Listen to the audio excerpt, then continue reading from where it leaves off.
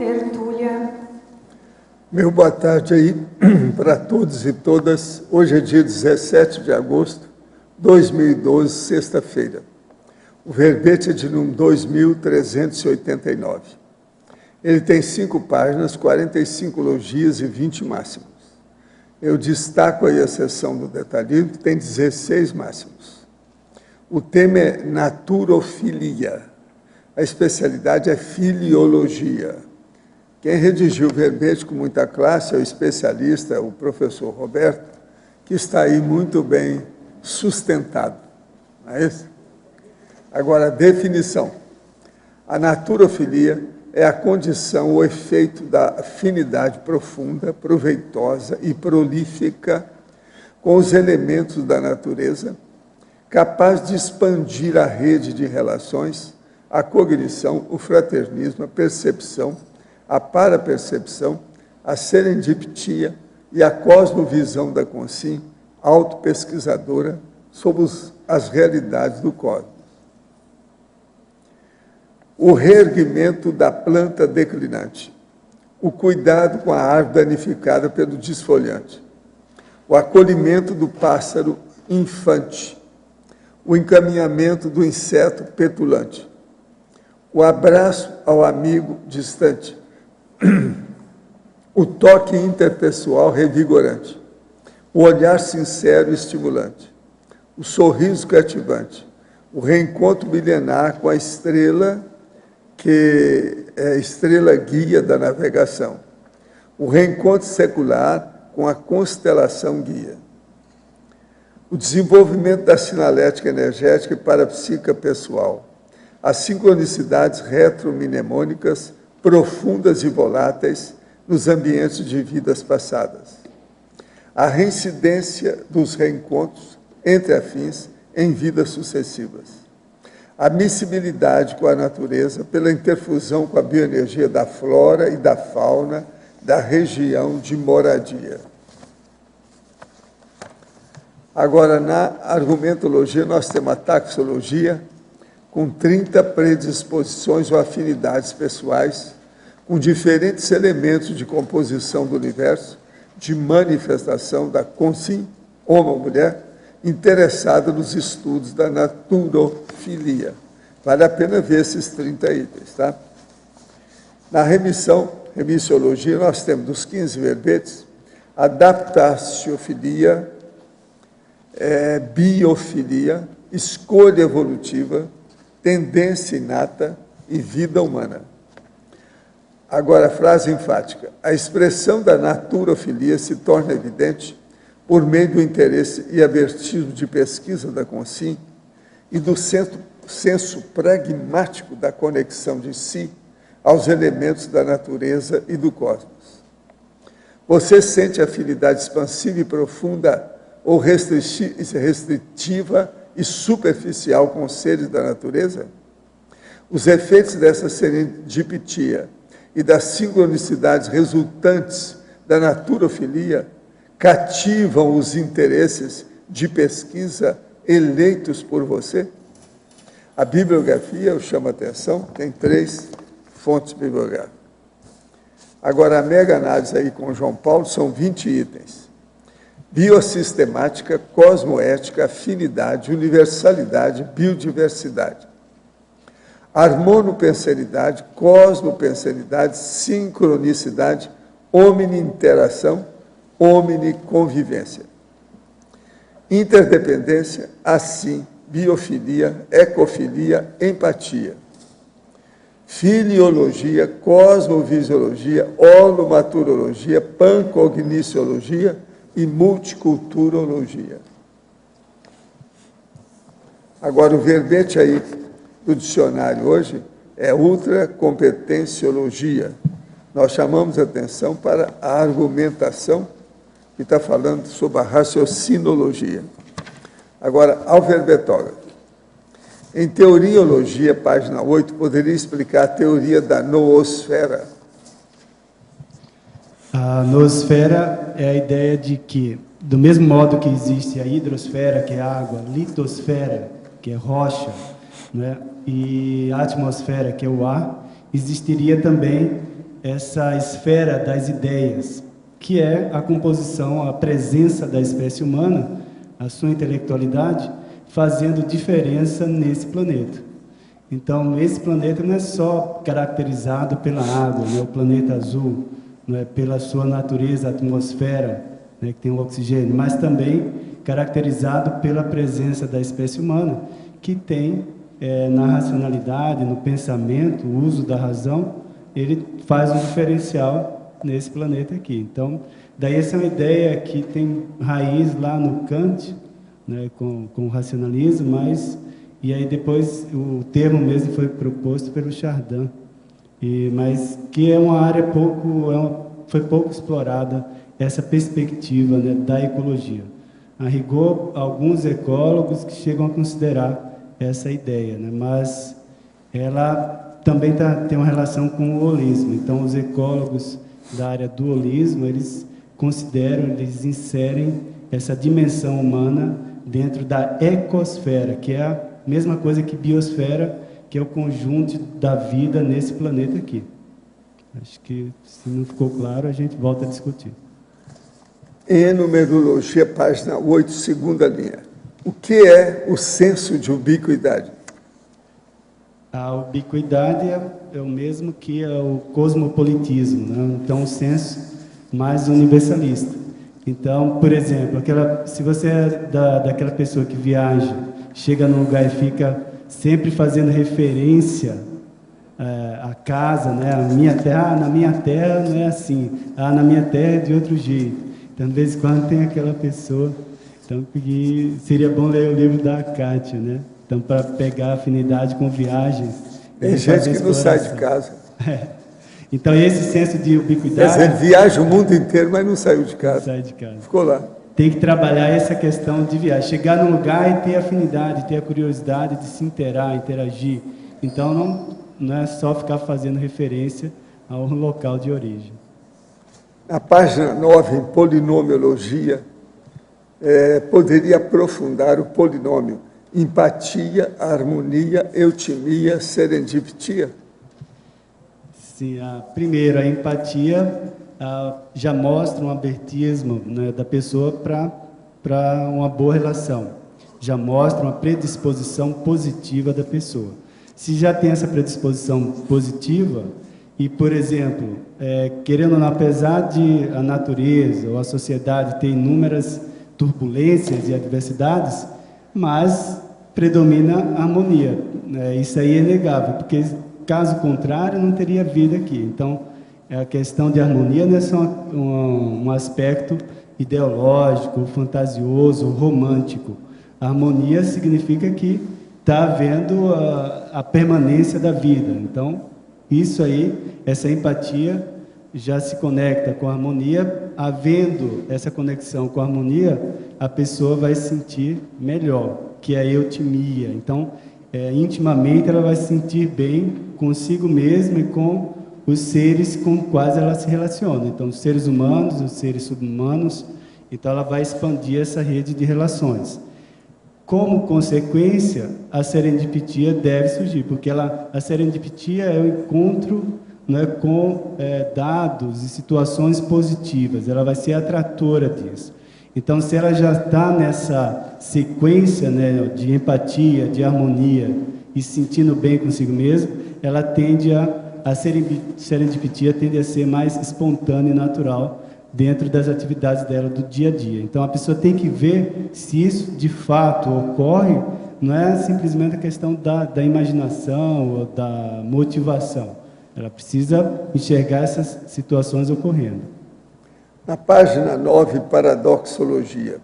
Interpretei os 2 primeiros paradoxos como atitudes conflitantes.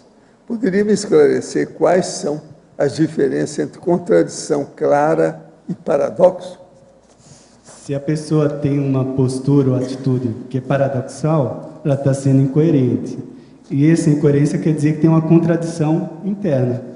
Então, por exemplo, se a pessoa se mostra como antropofílica, tem afinidade com os seres humanos e ao mesmo tempo ela expressa naturofobia, então os outros seres vivos ela tem repulsa, Então, quer dizer, essa antropofilia, de fato, ela é autêntica? É isso que tem que questionar. Então, tem alguma coisa errada. Do mesmo jeito, a pessoa tem afinidade enorme com tudo que é natureza, com plantas, animais, mas na hora da socialização, aí trava, recua, então tem antagonismo. Então, que afinidade é essa com a natureza? Ela está sendo autêntica? Porque essa distinção entre a antropologia e a natureza é que ainda criou uma série de resquícios de comportamentos ectópicos, né, ou que não são sadios na vida da pessoa. Então, isso mostra que tem um conflito. Ou ela não está bem consigo mesma, ou não está bem com os outros, mas se há antropofilia excessiva, sinatrofilia, e o contrário também, a pessoa tem aversão à natureza e só gosta de questões humanas, então mostra que tem alguma coisa errada no posicionamento dela enquanto ser vivo, né? Enquanto ela está participando aqui dessa vida aqui humana. Né? No verbete ultracompetenciologia, em argumentação raciocinologia, poderia explicar o sentido da palavra ociosidade na frase. Esse é o estado gerador da ociosidade dos atributos conscienciais de exceção, a maior. Isso aí está se referindo a quem possui maiores potencialidades do que aquilo que ele precisa para aplicar na assistência.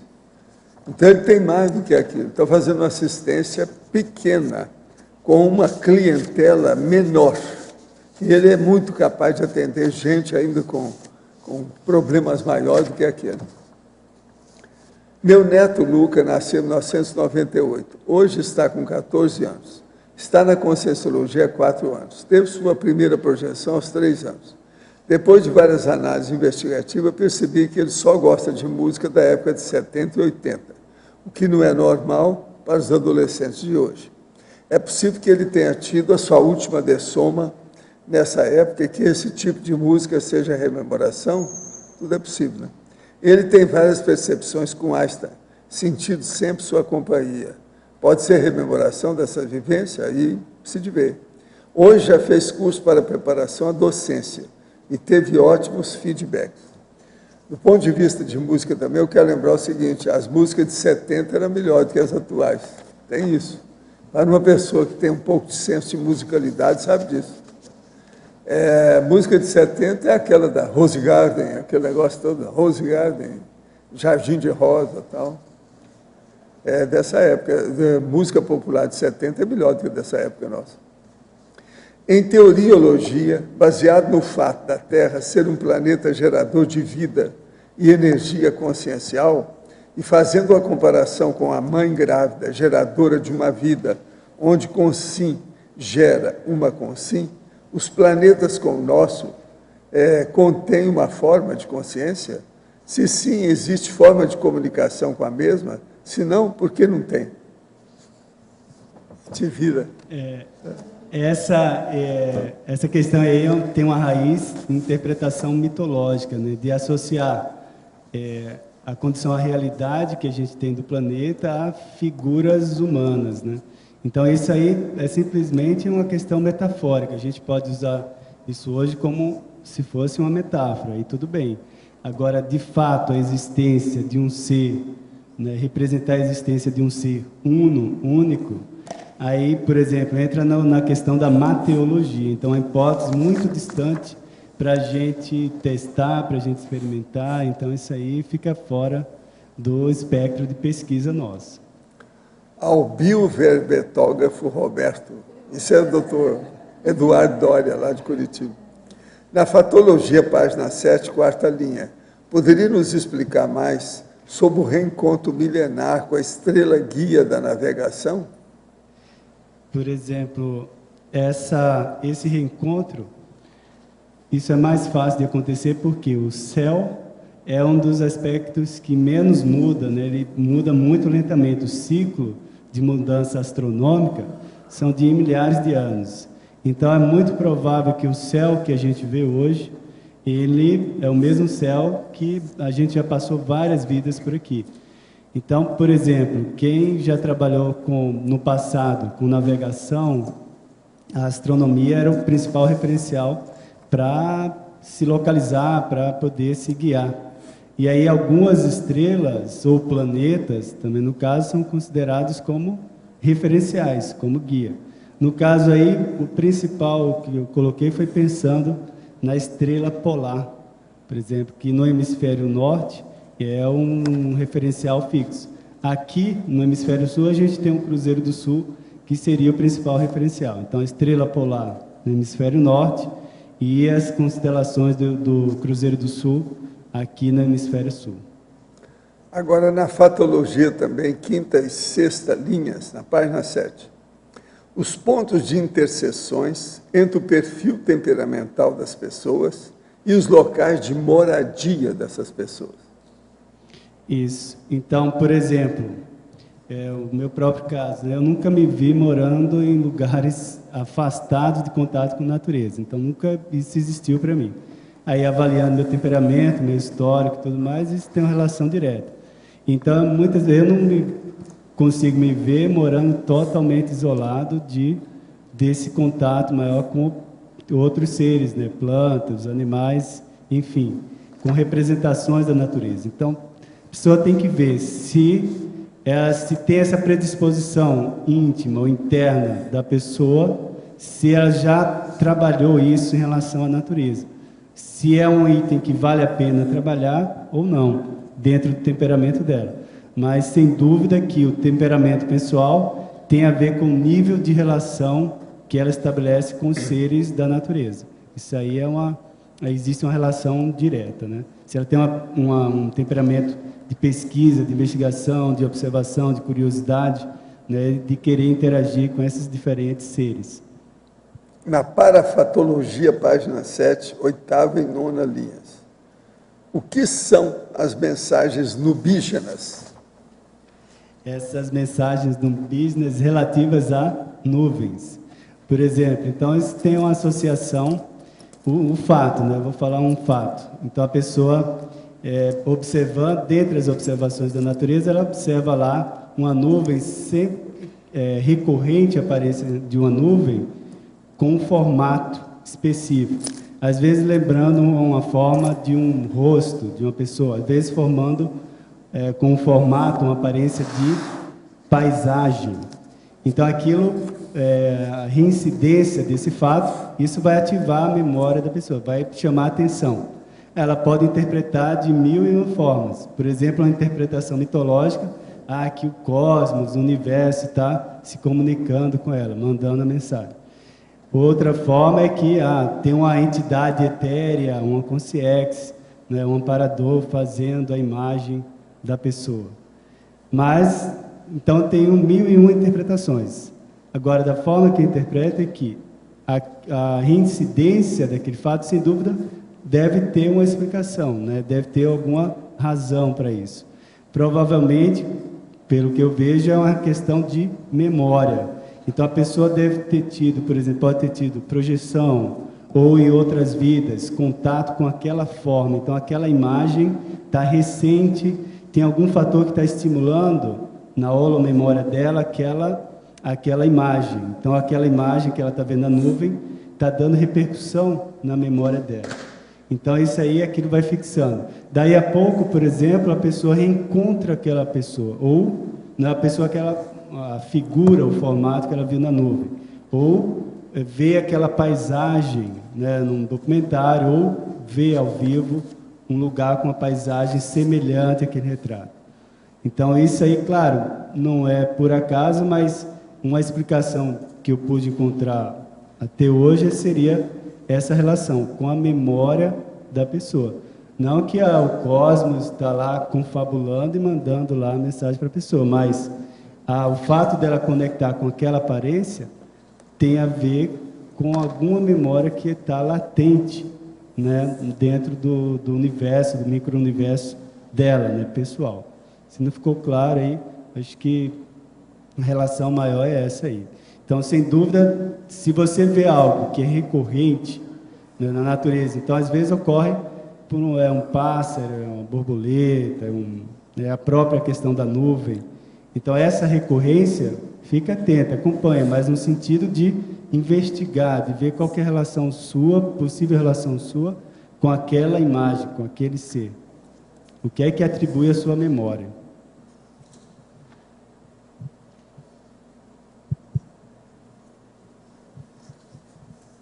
Isso não é uma mensagem, isso não... o silêncio é uma mensagem.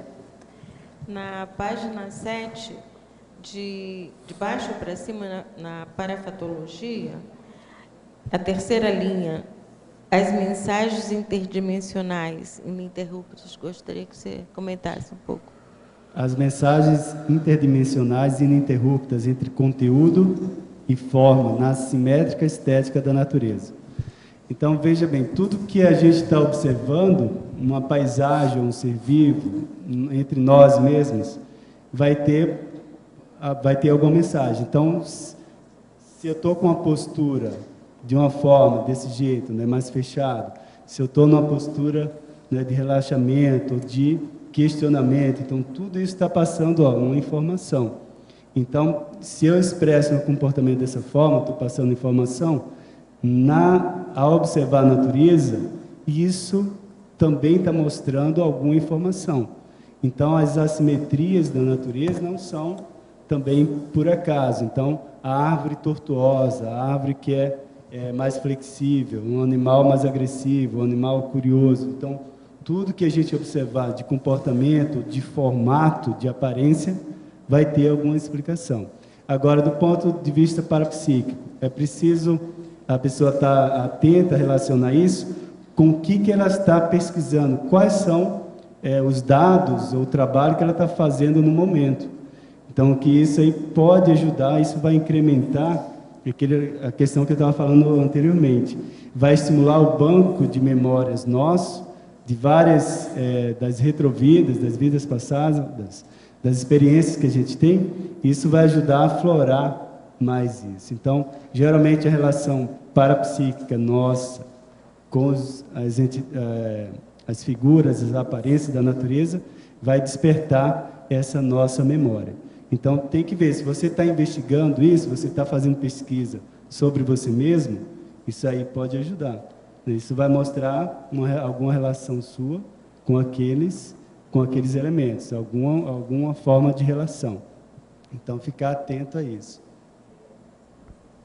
Roberto, na página 9, Legislogia, você pode falar um pouco sobre a lei do retorno resultante da interação lúcida com a natureza?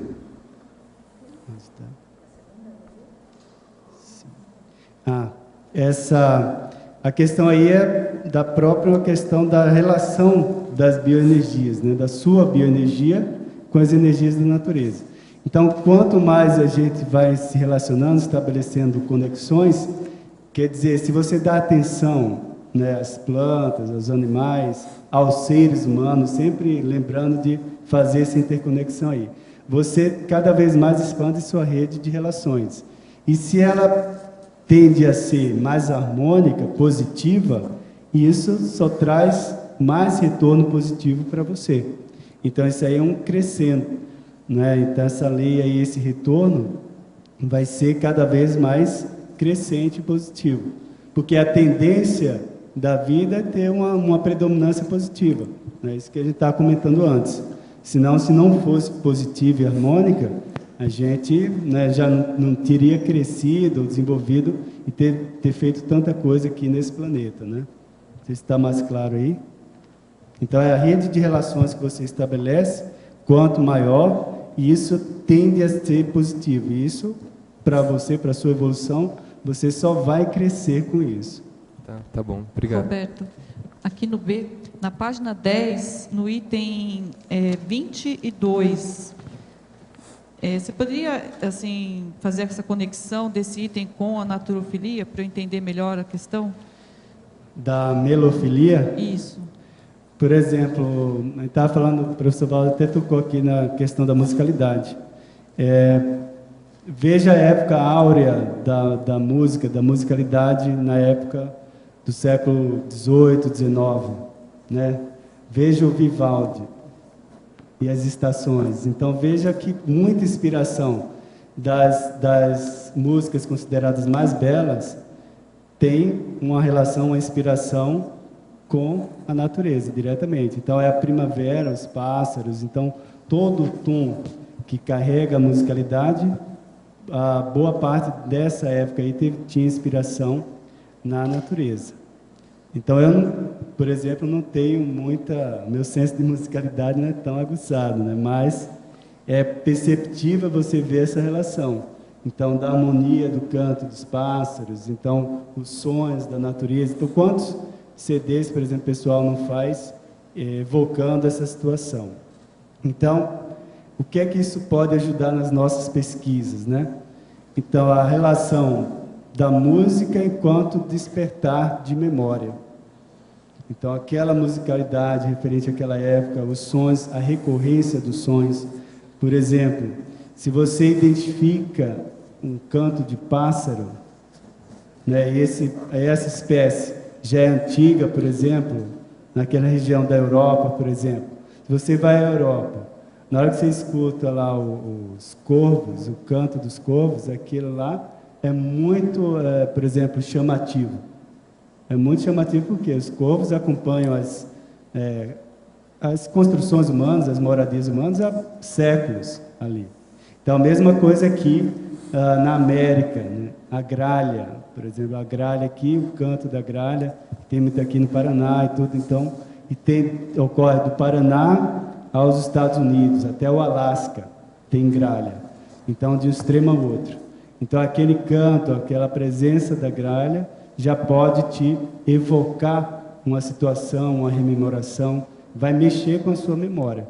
Então, o tempo todo é isso. Acho que o acervo da natureza, em termos de memória, está muito ligado com a nossa história.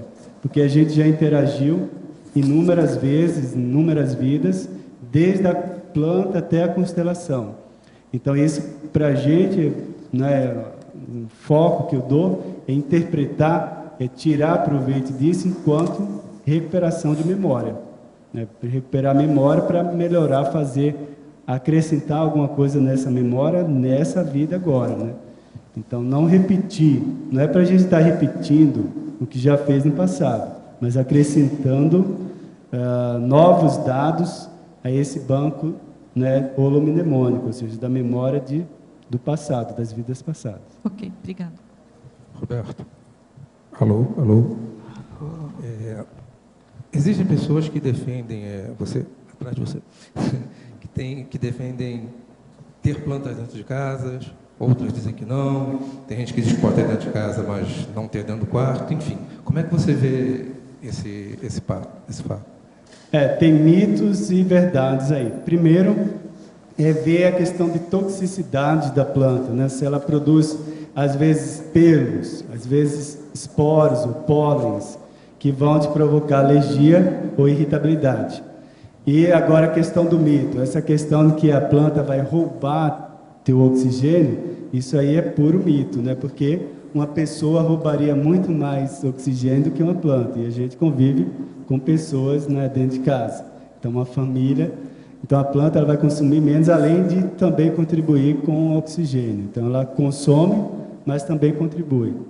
Então, a questão é investigar a planta que você quer colocar dentro de casa. Por exemplo, você vai colocar um bonsai, né? Um bonsai já é essencialmente negativo.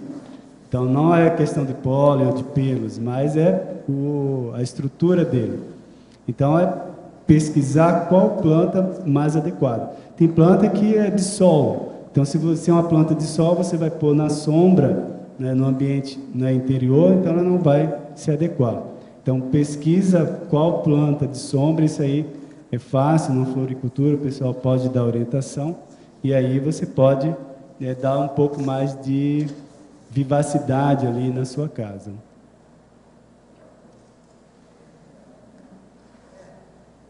Sim, pode falar. Pode falar.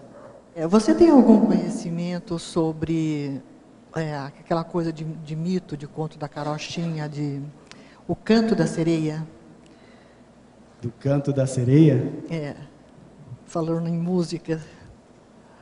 Isso aí, essa questão do canto da sereia pode estar associada a inúmeras coisas. Por exemplo, a questão da imaginação da carência dos marujos, né, nas navegações.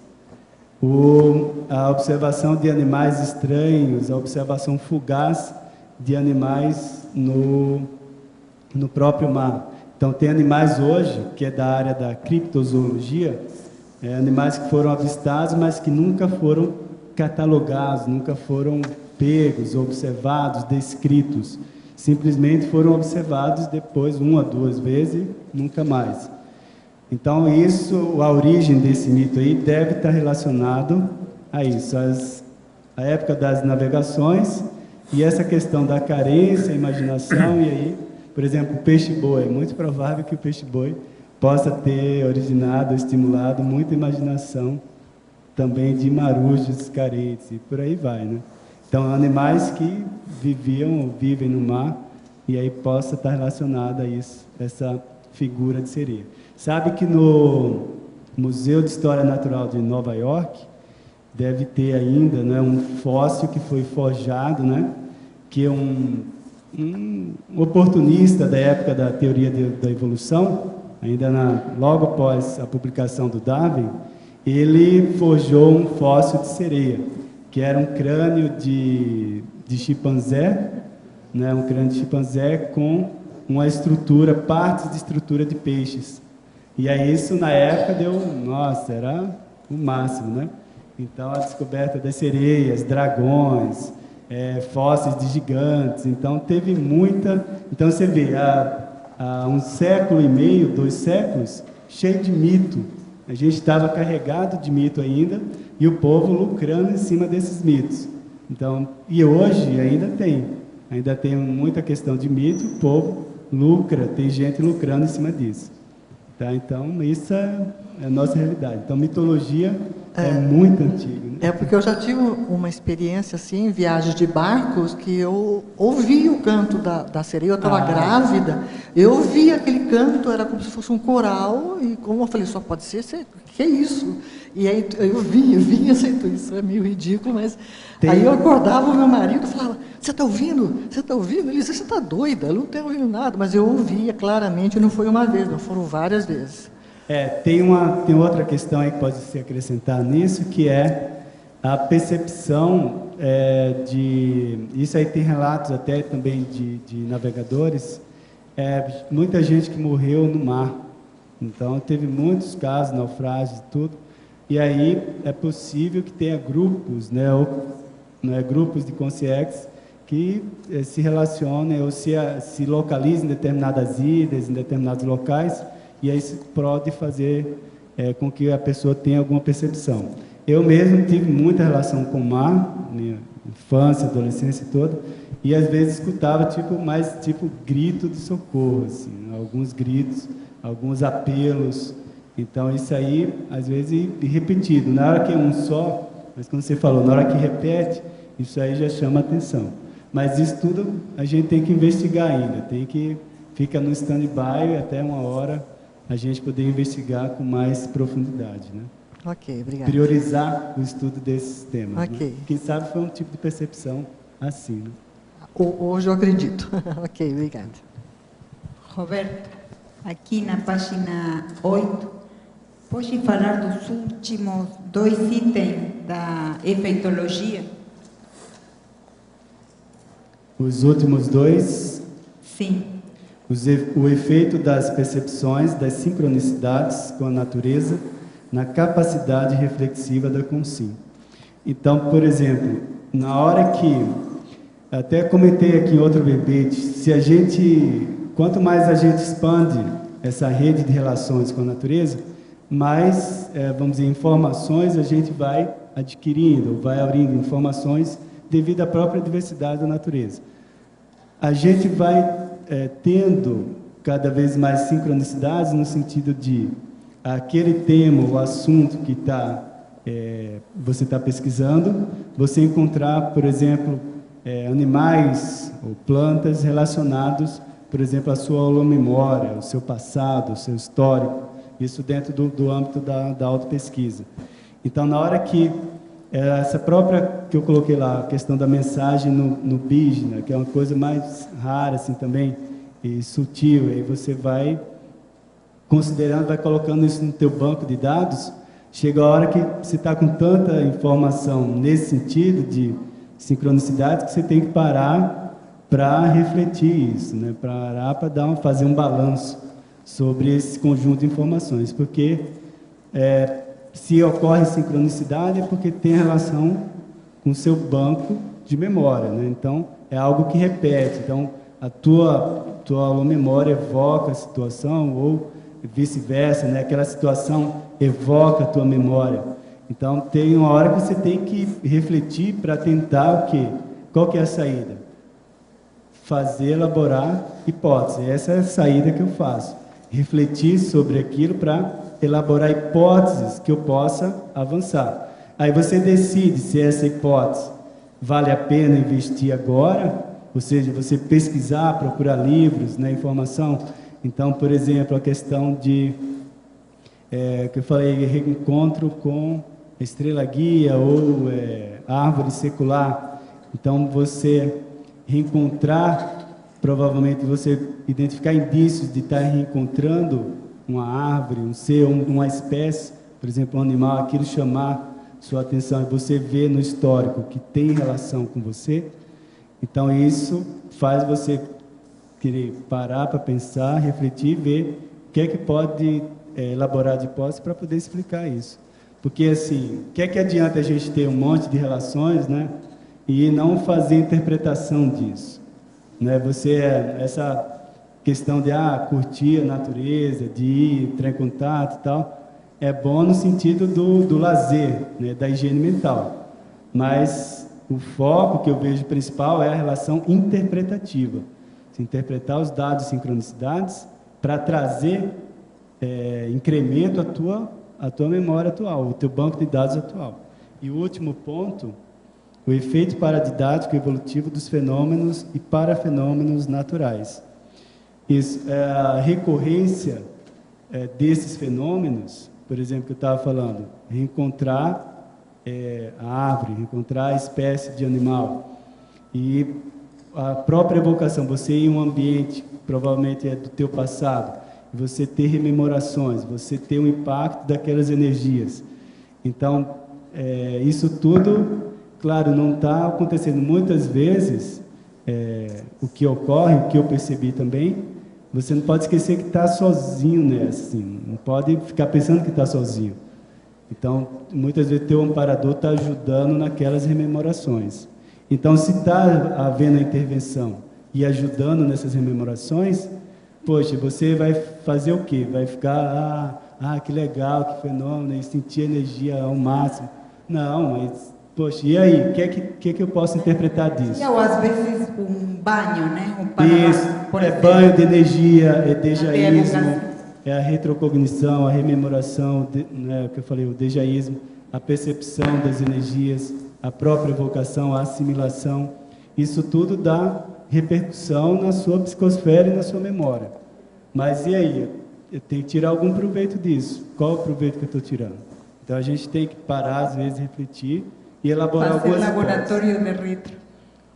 Laboratórios, fazer todos os laboratórios e vai escrevendo, vai registrando isso, para você incrementar esse banco de dados atual. Eu acho que nenhuma vida anterior a gente está tendo a oportunidade de incrementar o nosso banco de dados, nosso banco de memória, como agora, né? Porque a gente está conseguindo, ou pelo menos iniciando, a fazer esse balanço, começando a fazer esse balanço do que eu tenho agora, das minhas raízes, né, do meu passado. Então a gente está começando a fuçar, a investigar essa questão, que diz respeito a nós mesmos, né, a nossa realidade. Então, acho que vale a pena a gente investigar e investir. Muito obrigada. Roberto, aqui no ar, o item neossinapsologia. As neossinapses advindas da exploração sensata dos ambientes naturais. Esse é o mega desafio da ecologia atual? Essa exploração sensata aí, o sensato diz respeito a muitas variáveis, né? Você que pesquisa também a área, esse sensato é desde da sobrevivência nossa, até esse ponto mais sutil que eu estava comentando com ela, da aprendizagem que a gente tem com a natureza, né? A questão da investigação, da pesquisa, as rememorações, da recuperação de memória. Então, isso aí, esse sensato, é tirar o melhor proveito possível dessas relações. Então, por exemplo, se a gente está aqui, ó, uma relação, não é uma relação antropológica, mas é uma relação que envolve natureza. Todo mundo aqui teve alguma forma de interação com a natureza. Então, tirar proveito dessa situação. Então, por exemplo, as 2 horas que a gente passa aqui, vamos procurar, né, tirar o máximo de proveito disso aqui, dessa condição, dessa situação. Isso é uma exploração sensata do ambiente. A gente está aqui num ambiente que tem uma fonte de riqueza, de informação, de pesquisa. Aí você vai falar, não está completo, mas o que já tem, dá para a gente explorar bastante. Então, vamos tirar proveito. Vamos tirar proveito na hora que a gente sai e passa na Alameda, né, que vai visitar as cataratas. Então, tirar proveito de cada ambiente nas suas respectivas potencialidades. Então, ficar atento a isso. Acho que essa é a exploração sensata. Coisa que, no passado, né, a gente tinha uma visão mais de sobrevivência, né, de competição, querer explorar o ambiente para sair na frente, para fazer o diferencial, conseguir sobreviver, né?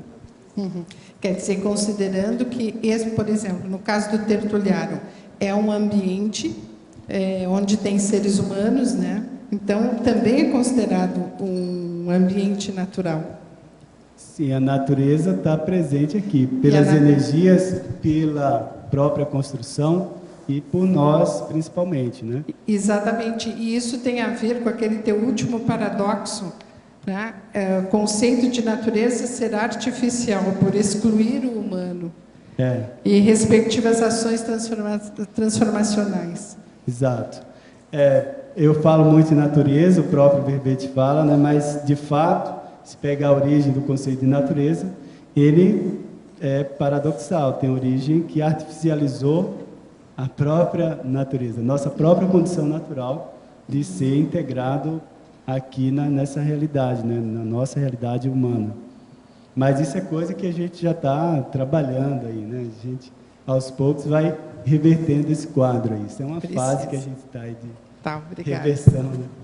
Roberto, você, nos seus estudos, você já viu alguma sincronicidade onde tem pássaros, espécies mais antigas e a existência assim, de primatas? Porque eu li um livro e o primatólogo ele estava procurando indícios dos mais antigos primatas. Encontrou um grupo de pássaros que era totalmente, não, como você fala, não era catalogado. E ele foi atrás e encontrou na África, né, alguns indícios de primatas muito antigos. Ou isso tem alguma coisa a ver com o CONSEEX que queriam mostrar o local? O que você acha disso? Não entendi. A relação é dos primatas e os pássaros? Os pássaros antiquíssimos que não eram catalogados.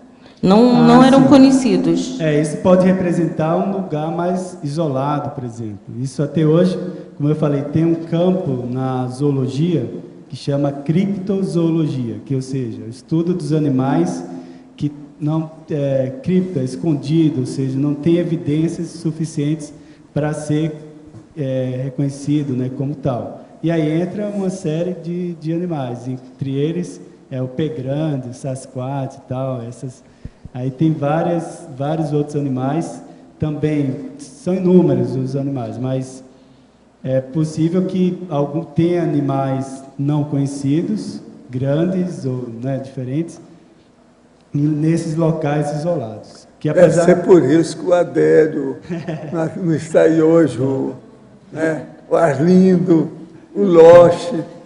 Está escondido. Né? Só pode ser. Ainda não foram classificados condignamente. Obrigada. Roberto, eu aproveitar uma pergunta, uma curiosidade. Eu tenho assim, eu voltei a percorrer o Fitolab, né? Porque já fazia tempo que eu estava isolada um pouco desse trabalho. E tem assim, às vezes eu tenho uma parapercepção e volto lá, às vezes sinto assim aquela questão de parece que entre as flores tem algumas consciências de formas mais elementares. Você já sentiu isso? Isso aí você tem que... a minha sugestão é deixar mais apurada a sinalética, né? Que a nossa sinalética ela vai cada vez mais, a tendência é ficar refinada. Então procura refinar essa sinalética e ver, antes de tirar uma conclusão, aprofundar essa sinalética, que muitas vezes é uma percepção da própria energia da planta ou do animal, ou às vezes você está com o amparador, as companhias que estão em torno de você, e aí você está percebendo a reação energética delas diante daquele ambiente. Então, muitas vezes, um jardim, né, uma área natural, ela predispõe mais à ocorrência desses fenômenos, porque são centros de energia, concentra energia. Então, aí as consciências tendem a ter facilidade, ter mais contato, mesmo que seja indireto, pela sinalética. Então, fique atento a qualificar, a aprofundar essa sinalética. Ela só vai aumentar. Né? Aí a sinalética vai clarear quem que é, o que é de fato, que está fazendo a comunicação. Né? Tá bom, até chegar à clarividência e tal, assim, aprofundar isso. Eu estou passando nos mesmos locais todos os dias. Quer dizer, o caminho, aquele caminho que vai até a pontinha, né? Lá. Uhum. Então, aí, quer dizer, eu vou vendo as parapercepções. Isso, então vai registrando e aprofundando essa sinalética. A tendência é ela melhorar e esclarecer mais as coisas. Né? Tá bom, obrigada. Em Sinergismologia, página 8, segunda linha, poderia abordar o sinergismo do perfil temperamental, holobiográfico, com o perfil biográfico do caráter atual. São as nossas tendências, né? Então, se você, igual a gente está falando, se você tem uma tendência mais para a sociologia, né, para a própria natureza, então, para diferentes ciências, isso vai aparecer no seu perfil biográfico atual. Então, a sua história do passado, vai tender a explicar o seu perfil atual do presente, né, o agora. Em Crescendologia, página 9, final da primeira linha, poderia comentar o crescendo, acoplamento com o amparador, compreensão da carência dos assistidos? Assim, agora a gente estava comentando agora há pouco com a Rosa a questão de melhorar a sinalética, né? Então, a partir do momento, geralmente a gente começa a trabalhar nossa sinalética muito preocupado com a gente mesmo, né? Então, por quê? Isso é natural. A gente está querendo identificar os sinais que ocorrem, tanto na nossa psicosfera, principalmente, os sinais físicos, orgânicos, tudo que ocorre com a gente. Então, essa fase é de investigar a própria situação. Então, a gente começa aprofundando esse acoplamento com o amparador. Aí, a tendência, depois, estabilizando, né, a sinalética, é a pessoa focar mais, às vezes, nos outros, né? Aí que entra também a questão da própria natureza em si, observar como é que é a reação das outras pessoas, dos animais, das plantas, como é que o ambiente reage diante da presença da sua energia. Então, a gente tende, então, primeiro, focar na gente mesmo, com o amparador, essa relação direta, e depois estender essa compreensão, a sua sinalética vai estender para compreender as relações que você estabelece no entorno, né, em torno de si. Professor, é possível que tenhamos existências paralelas no mundo ou dimensões astrais que sejam diferentes da nossa atual aqui na Terra? O senhor poderia falar alguma coisa sobre isso? Não, existem vidas diferentes da nossa, mas nós não vamos ter essas vidas assim.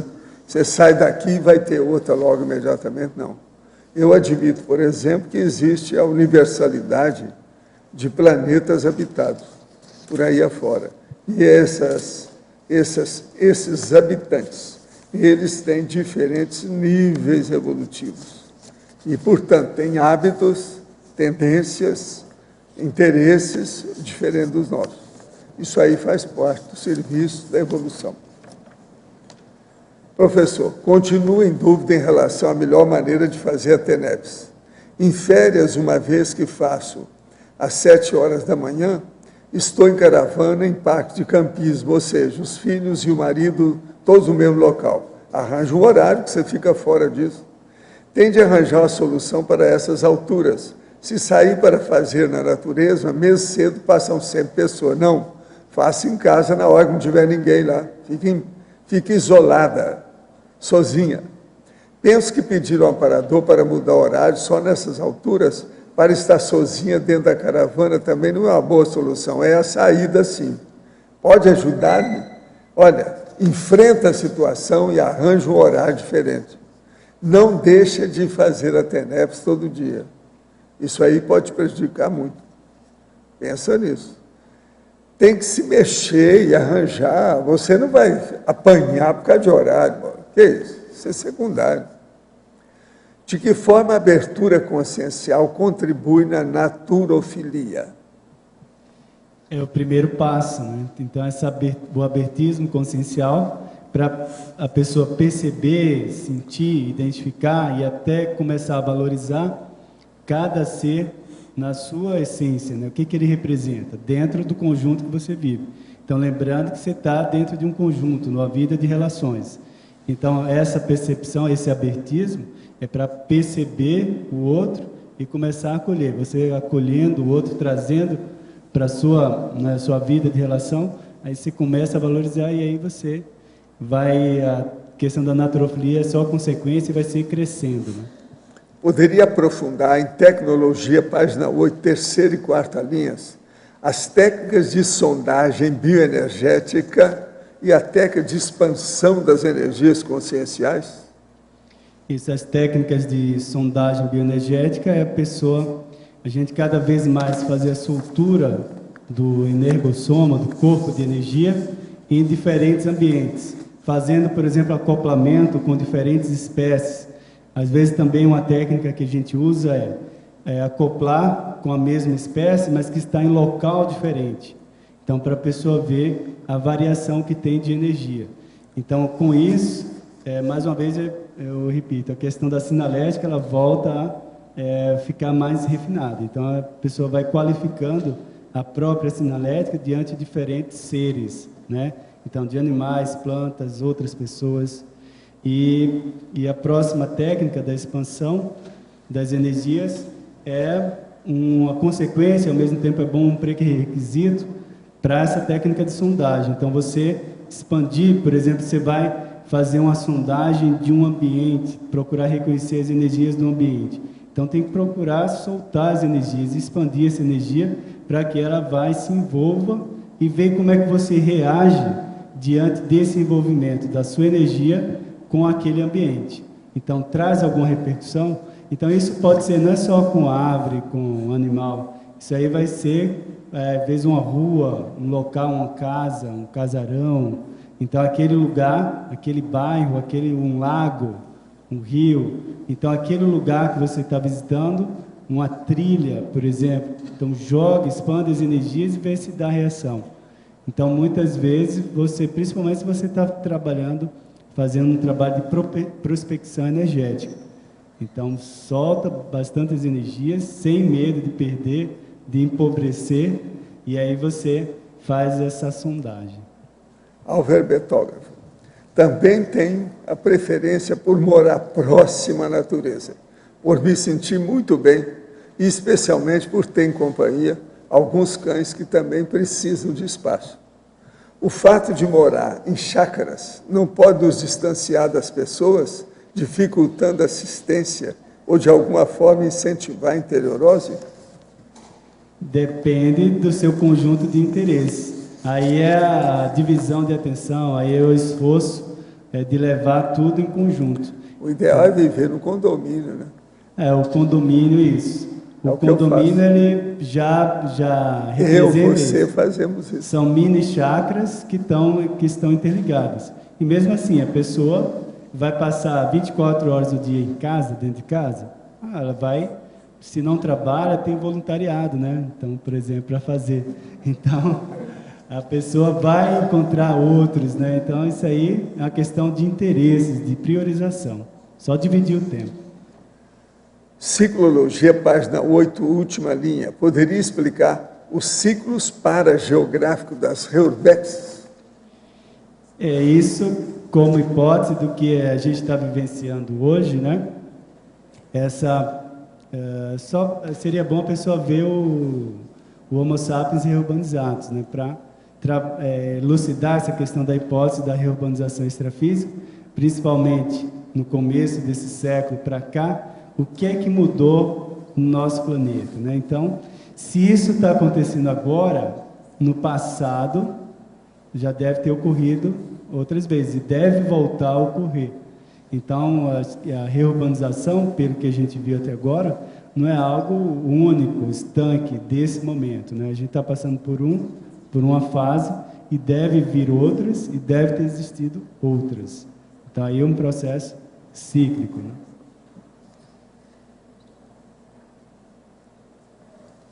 Aqui no página 8, na tecnologia, você pode, por gentileza, falar das duas primeiras técnicas? As técnicas de identificação da flora e fauna e depois as técnicas de prospecção da natureza.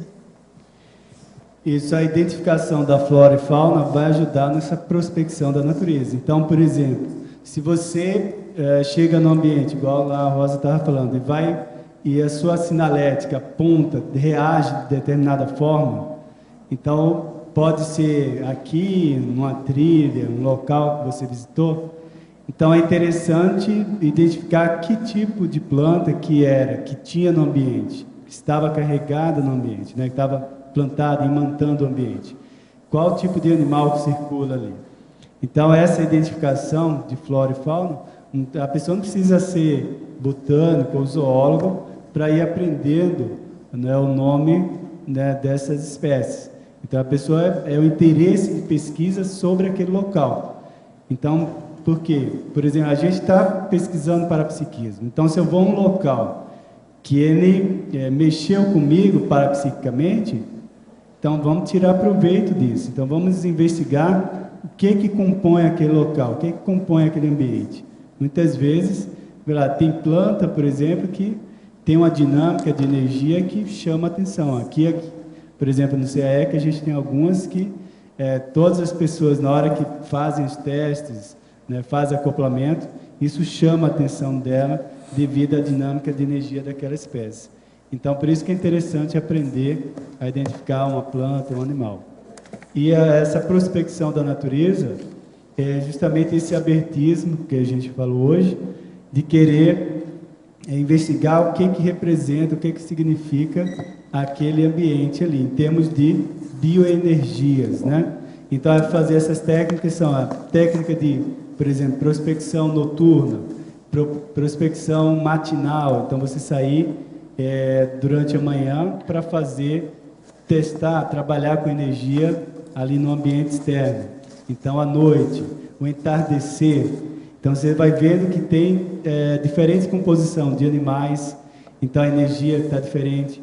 Por exemplo, agora, ainda nessa época, ainda pega, às vezes, a questão da névoa. Então, você já saiu, por exemplo, para testar a energia no ambiente externo com névoa, com neblina, para ver se tem diferença. Então, fazer essas comparações. Quem fala névoa. Névoa. Senão o povo vai pensar que é neve. Neve. Névoa. Névoa quer dizer a neblina. Neblina. Tá, ok, obrigada. Professor Valdo. Na binomiologia. Desculpa, só para complementar. Desse verbete do dicionário, o que o senhor pode destacar para a gente? Porque tudo aqui é importante, né? E tudo pode ser ampliado. Qual seria, assim, a síntese desse verbete do dicionário? A síntese dele é autodiscernimento. O que vocês acham? É o que eu falei de manhã e hoje. Coincidiu, né? Você não acha? Ô, Adriana, o que você acha? O que você acha? Ô, Dulce, o que você acha? Qual a síntese? Autodiscernimento, vai? Então, aí 3 falaram que sim. Eu sigo o que elas falaram. Que eu já falei que eu perdoo todas elas até o ano 3000, devido ao autodiscernimento que elas me fornecem. Sabe? Então, hoje eu pedi a opinião, deu certo.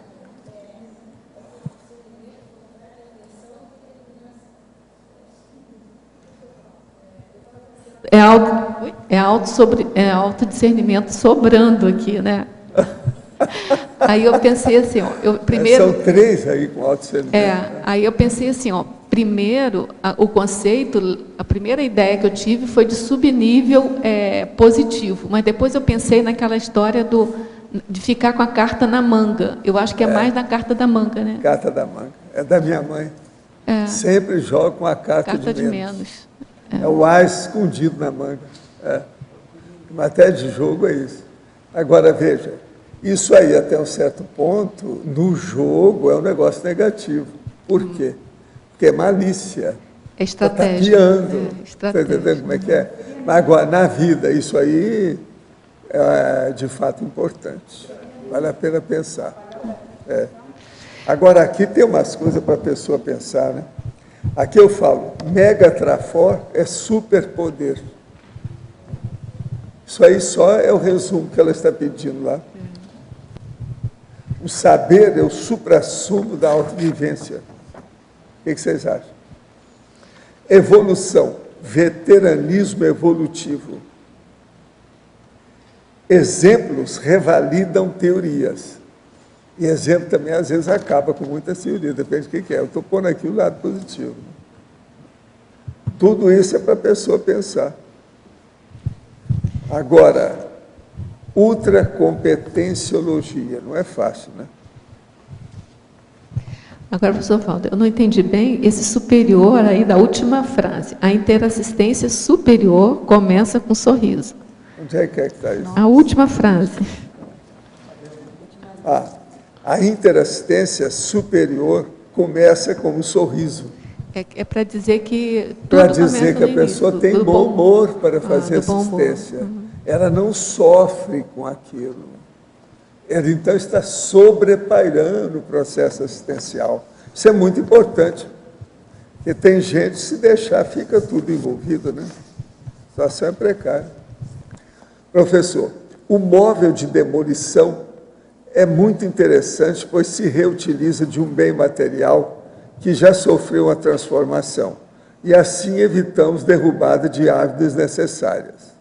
Gosto da ideia do reaproveitamento enquanto postura ecológica, mas como fica o aspecto de energia em móveis cuja madeira utilizada muitas vezes tem mais de 100 anos e está impregnada da energia das consciências que por ela passaram ou viveram? O aspecto de remodelar dá novo sentido para aquela matéria, consegue fazer higienização energética? Sim. Por quê?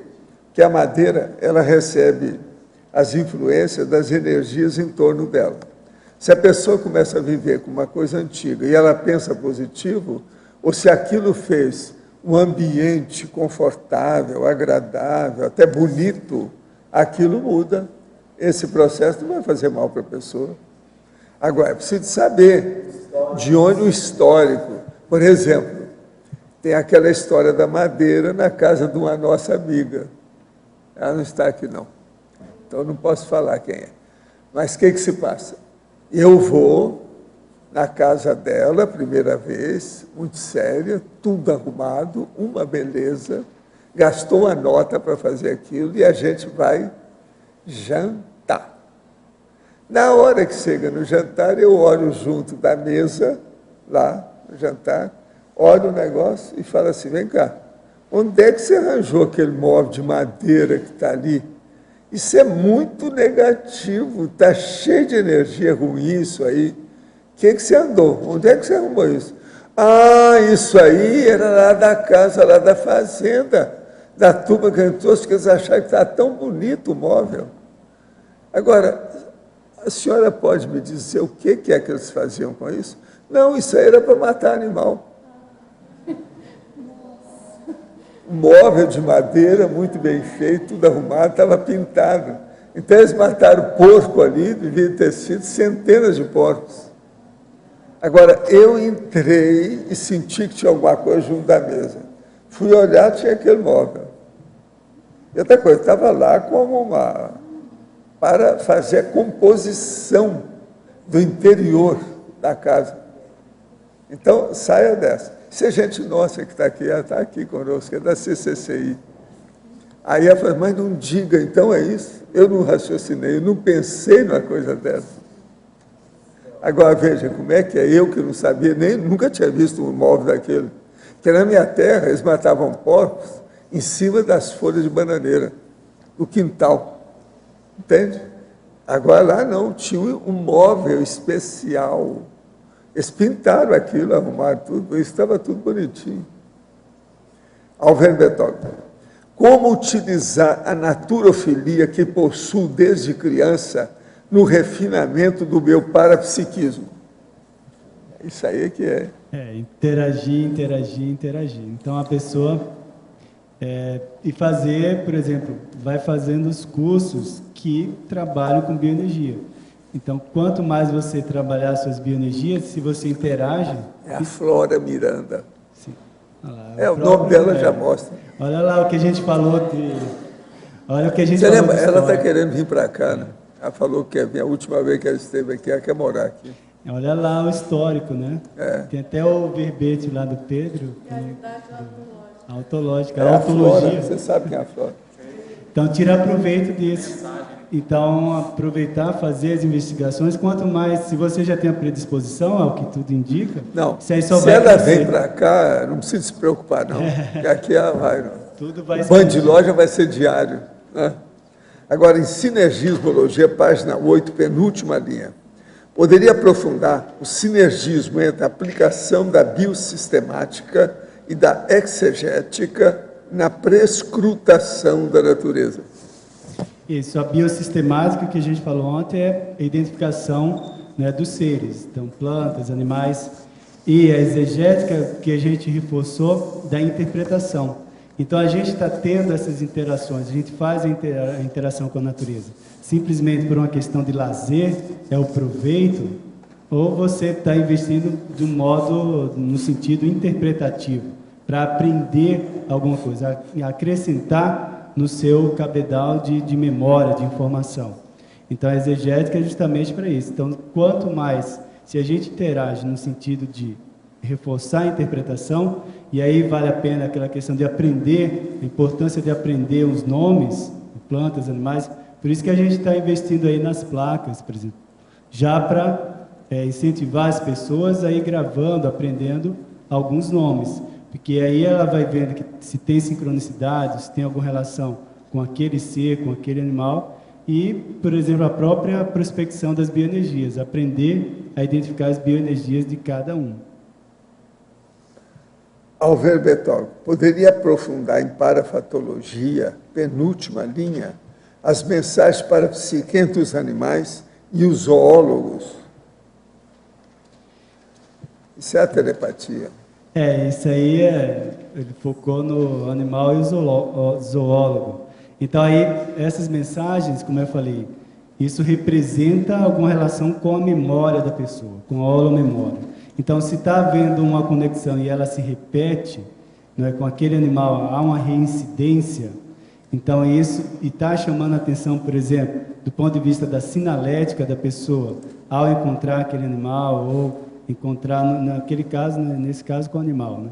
Ou também ocorre da mesma forma com a planta ou com outras pessoas. Então, a reincidência, isso mostra que tem alguma relação histórica com isso. A sua memória está apontando, está sinalizando algum tipo de relação. E aí você vai simplesmente observar, tive um fenômeno de sincronicidade com... Mas e aí? Então, o que isso significa? Tem que fazer a exegética disso, a interpretação, e relacionar com o seu histórico, ver o que acrescenta para você hoje, né? Em Efeitologia, página 8, primeira linha. O efeito do rapport autêntico com os elementos da natureza. Poderia exemplificar? o rapport autêntico é justamente uma das É situações... aquele cara que estava no campo e o raio caiu na cabeça dele. Esse é um tipo de o anti-rapport. Então, pegou o aspecto negativo. Agora, o rapport positivo é, por exemplo, você perceber as mudanças, a sinalização de mudanças do ambiente. Por exemplo, qual que é a tendência das situações. Vamos dar um exemplo prático aqui. Quem já fez o curso Visita à Natureza, por exemplo, que é uma das atividades que a gente faz aqui, vai ver, se pegar o histórico, a gente nunca, o curso nunca foi cancelado por motivo de chuva, ou de tempestade, alguma coisa assim. Isso é um efeito, isso mostra a relação, isso pode ser indicativo dessa relação positiva. Então, por exemplo, no último mês, a gente estava com o curso já todo agendado, um dia antes o pessoal preocupado, mas e aí, vai fazer o que de alternativa? Não, vamos ver, no dia, a gente nunca cancelou o curso, no dia a gente fala se faz uma alternativa ou não, mas até hoje nunca precisou fazer essa alternativa, inclusive cursos que envolvem astronomia, que é mais complicado ainda.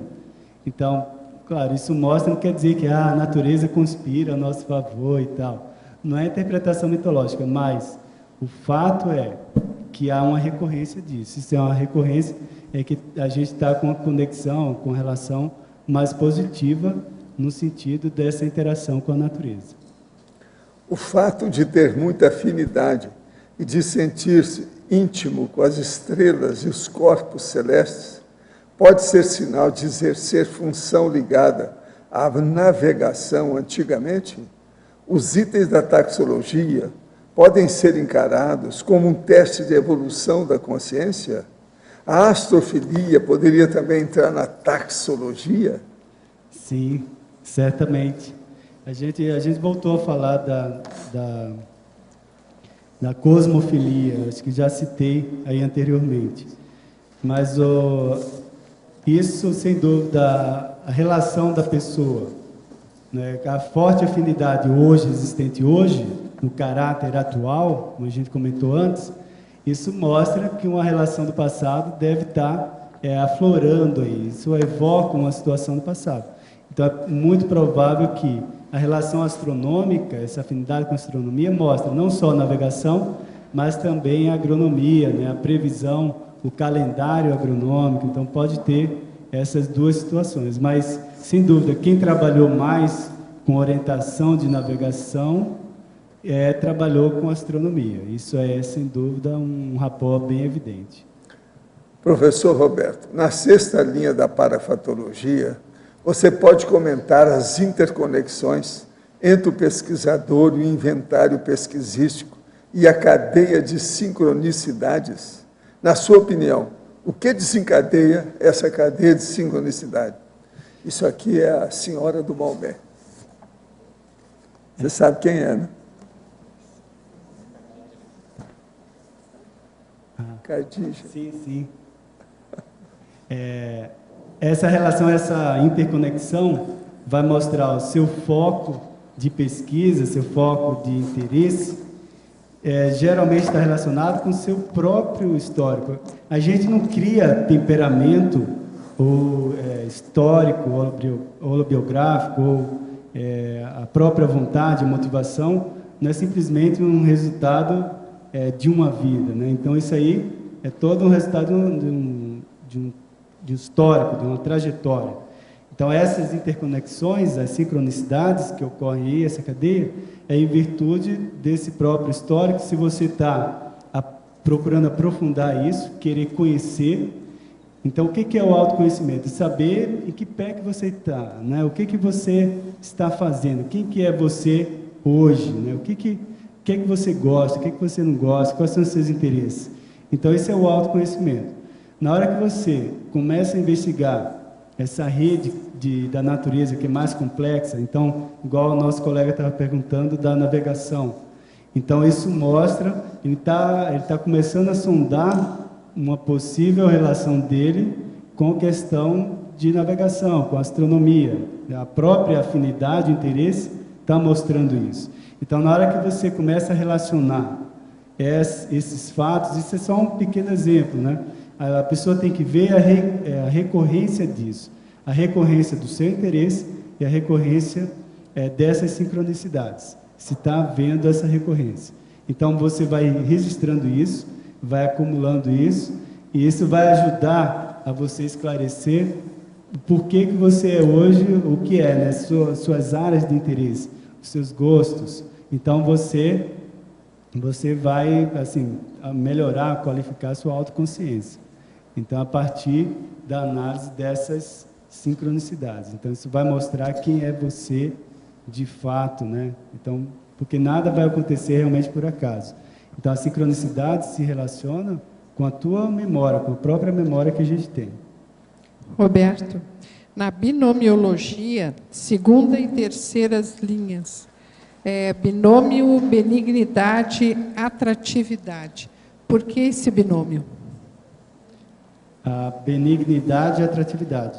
Sim, a postura, qual é o seu posicionamento básico em relação, como a gente estava falando, aos seres simples, às plantas, aos animais, às pessoas, né? Lembrando de incluir todo esse conjunto. Qual que é o seu posicionamento inicial? É de repulsa ou é de interesse positivo? Interesse de aprender ou de conhecer? Né? Eu não estou falando aqui que a pessoa vai ser a boazinha que todo mundo, vem a baratinha, baratinha, minha florzinha, vem. Então, não é essa postura, né, não é nesse sentido. Mas, né, a gente está falando a predisposição inicial da pessoa. Né?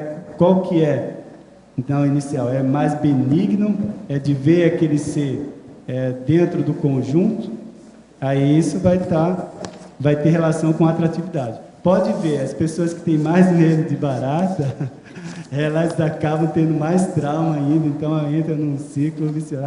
Eu odeio barata, e vai lá e aparece a barata. Então, se existe barata, rato, qualquer praga dessa, é porque a gente está num ambiente que está alterado. Então, a responsabilidade inicial é nossa, não é lá da barata. A barata não tem culpa, ela está tirando proveito da carga, né, de conhecimento que ela tem, que é explorar ambiente poluído, ambiente ali entrópico, esgoto e tal. Então, ela está na dela. Então, prestar atenção nisso. Não vamos jogar a culpa para a barata. Sim, mas se ela voa é porque está viva. Se ela está viva é porque o ambiente está favorável para ela existir. Então, mas, Roberto, e também tem a ver com o início do processo da megafraternidade, né? A fitofilia espontânea, a zoofilia espontânea, sem elas não se chega nem na fraternidade, muito menos na mega, né? Elas são pré-requisitos. Vai ser um indicador, né? Então, a pessoa, para avaliar, veja essa situação. Como é a relação com os insetos, com as plantas, com as pessoas. Então, veja sempre esse crescendo, né? O crescendo, né? E a escala, né? Toda essa escala aí. Então, como é que você tem o trato, o lida dentro desse espectro, né? Com um com o outro. Claro que você não vai tratar uma pessoa da mesma forma vai tratar o inseto, a planta, que ela já cheguei a comentar aqui, ficar conversando. Agora eu vou refletir, curtir a natureza, vou lá conversar com as árvores e tal. Aí já entra em um outro prisma, né? Esse prisma que a gente está falando aqui. Tá? Então vamos ver essa ponderação de cada um no seu nível. Professor, percebi que 1 ou 2 dias antes de alguém vir me pedir ajuda para caso de desassédio, e o meu caso é relativamente mais complexo, ocorrem alguns fenômenos na minha residência que eu entendo serem para me desmotivar de alguma forma e aceitar o caso. Essa noite vou ajudar uma moça que está com assediadores oriundos da Umbanda e da bruxaria. Na quinta-feira passada, acordei com alguns fenômenos ocorrendo no meu quarto. Seria uma sinalética esses fenômenos, antes mesmo da consciência pedir ajuda? Sinalética aí no caso, assediadora, né? Na cara. É lógico que é. Agora vai em frente, confia no assunto. Vamos ver o que dá. Transafetividade e maxfraternismo são a mesma coisa? Mais ou menos a mesma coisa.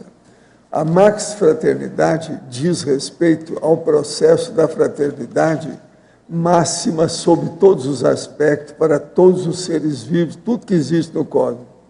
Agora, a transafetividade é a condição de você sentir e vivenciar e exemplificar uma afetividade acima da condição de bicho, da sexualidade, do processo propriamente grosseiro humano. Então, você sobrepaira o problema dentro de uma afetividade que é o sentimento elevado do discernimento do mental soma. Poderia aprofundar um pouco mais a transafetividade, tenho tentado evocar esse holo pensene. Ok, agora insista com o processo e veja o que é. Qualquer hora nós vamos mostrar aí o processo de um verbete sobre a transafetivologia, você vai poder ver mais detalhe do assunto. Professor, perceba algumas vezes que algumas projeções há ambientes no astral que podemos reformatar com nossa energia, enquanto que outros não mudam. O senhor poderia falar sobre isso? Sim, eu já escrevi sobre isso. Tem coisa que você pode ir lá e apelar para o cosmos, que você não consegue mudar de modo algum. Tem coisas extrafísicas que são mais concretas do que tudo que nós temos nessa dimensão física. De modo que o problema é ver aonde você está, qual é o sentido daquilo, qual é o teor e a natureza do holo pensene, para ver o que é que você pode fazer. Outra coisa, tem lugar desse que você faz um esforço imenso para ver se você atravessa aquelas construções extrafísicas, e você não consegue.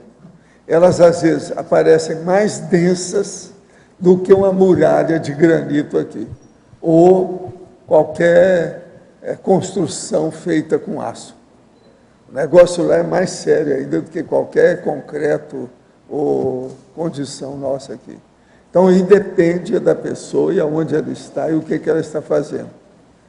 Uma coisa muito boa para ver nesses casos é examinar o teor da qualidade da estrutura do holo pensene, da atmosfera daquela comunex. Isso é importante. É do mais sério que você pode procurar. Não é isso? Roberto, aqui na B, do teu lado. Achei bem interessante o teu verbete, estou a gostar bastante. E aqui na fatologia, achei interessante teres colocado na terceira linha o olhar sincero e estimulante e o sorriso cativante. Podias aprofundar relacionado com o tema? Obrigada. Esse aí é no sentido de integrar a dimensão humana, né, como a gente estava falando. Então, é naturofilia e antropofilia. Né? Então, quer dizer, a antropofilia está integrada à naturofilia. Então, você ter afinidade sincera com as plantas, com os animais, com as pessoas. Então, expressar isso. Então, essa expressão sincera da afinidade, o reconhecimento disso, a gente vai expressar isso de um modo sincero se realmente a gente sente essa afinidade. Então, por isso que está aí, incluindo tanto o ser humano, os animais, as plantas, mas eu dei ênfase aí ao ser humano justamente, que é para não ficar com essa imagem de natureza distorcida, né? Ectópica, que é distanciando o ser humano das realidades dos outros animais, das plantas. Que é para não pensar que é os animais, é os outros animais, porque nós também somos animais, não é? Isso. Então, e aqui na parafatologia, na sexta linha, tens as assins fugazes com os animais selvagens, podias dar alguma casuística tua, e a energização silenciosa dos seres carentes e doentes. Achei interessante estar dos seres e não nos seres. Tá. A gente vai corrigir isso aí para energização aos seres. Aos né? seres, ok. Aos seres carentes e doentes. Senão não fazia sentido. Okay. Na parafatologia. Na parafatologia, na 1, 2, 3, então, sexta linha. Isso, assim fugaz com os animais é porque... Selvagens. Você fazer assimilação com os animais selvagens é mais difícil, mas, por exemplo, é que eu estava falando, às vezes alguma casuística, eu estava pesquisando, por exemplo, eu estava lendo a relação, fazendo investigações de retrocognição, retrovidas, apareceu lá para a história da gralha, né? Possivelmente tive uma relação ou identificação de uma espécie de gralha. No mesmo dia que eu estava escrevendo sobre isso, bate na minha janela lá uma espécie de ave muito similar a uma gralha. Não era a gralha em si, mas a forma dela, a aparência, a estrutura era idêntica. Você fica fazendo evocação. Então, veja, isso era o mesmo dia que eu estava acabando de escrever lá. Claro que eu registrei a ocorrência, a sincronicidade, por aí vai. Outra foi, por exemplo, a relação com peixe-boi. Se você for pesquisar, perguntar aos biólogos, raros os biólogos que conseguiram mergulhar, interagir diretamente com o peixe-boi em ambiente natural.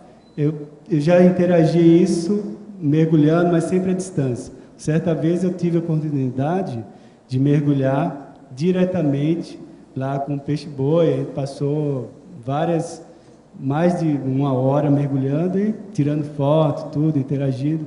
E aí, pesquisando também as histórias do passado, tem relato, né, de descrever o peixe-boi, um peixe-boi raro que foi só Na semana passada apareceu um peixe-boi numa praia do Rio. É raro isso. Quer dizer, filmaram tudo lá.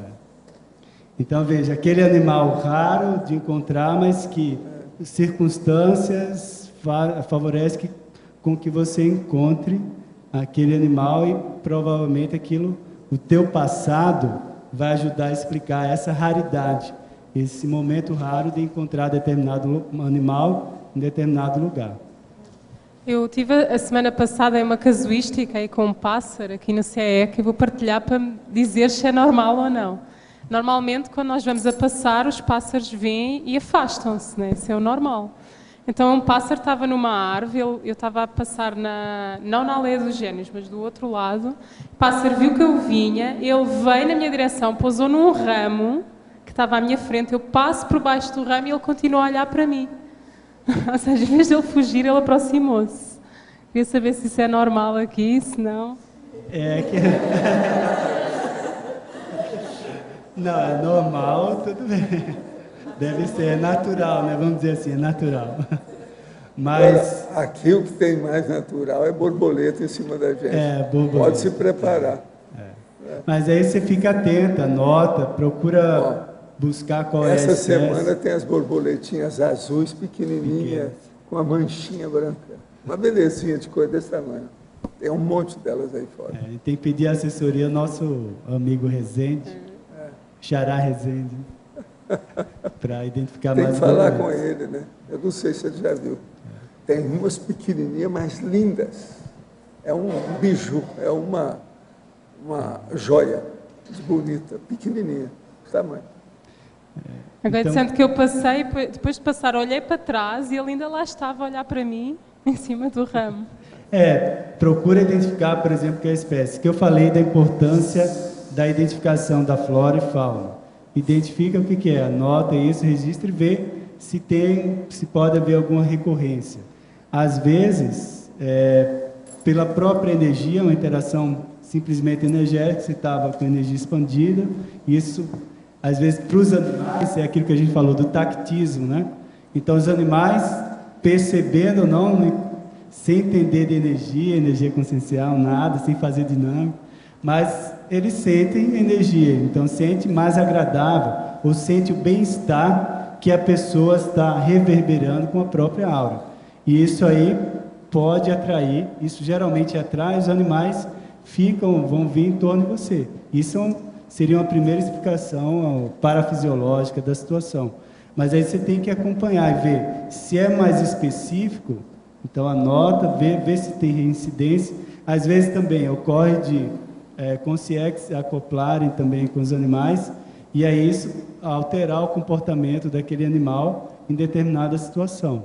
Isso também é possível de ocorrer, mas a gente tem que qualificar a sinalética, registrar o fenômeno e aí acompanhar esse fenômeno, aí se ele reincide ou não. É questão de pesquisa. Fenômeno dos animais extrafísicos, projeções com animais extrafísicos. Aí tem que, eu mesmo tive pouca situação sobre isso, né? Animal estranho, às vezes já acordei com rememoração de ficar intrigado com a aparência de animal estranho, mas outras pessoas já relataram aí, mas isso aí é caso da gente em pesquisar, tem que ter mais experiência para poder aprofundar. Então, com as sincronicidades daqui já dá um trabalhinho, aí mais uma hora a gente chega lá, uma hora tem que chegar lá.